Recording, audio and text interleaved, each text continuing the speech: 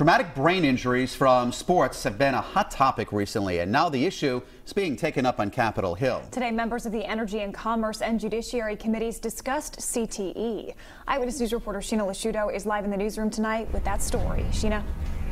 Many researchers who study brain injuries met in Washington, D.C. today to talk about the impact of concussions, and the conversation had one Rhode Island congressman so inspired he made the choice to join the research himself. Many affected by the impact of sports-related brain injuries spoke up to share their own stories. There was actually Dr.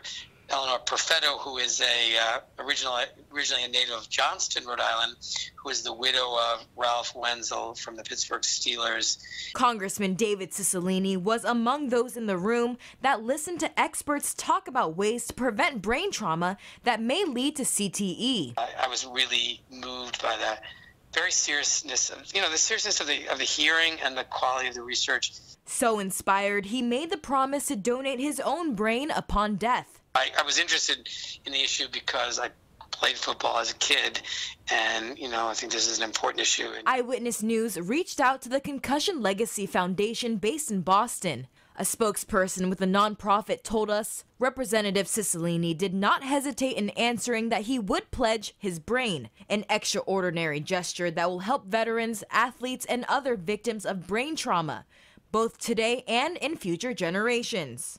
Cicilline says it's important to invest in the topic, and that's what led to this decision. There are lots of questions, but I think knowing that, parents have the right to sort of be well informed about what the implications are of their kids playing contact sports. And Representative Cicilline says he did speak with a member of the organization after the forum to make sure he will follow through with his promise, and the nonprofit says he is the first member of Congress to make this pledge. Live in the newsroom, I'm Sheena Lasciuto, Eyewitness News.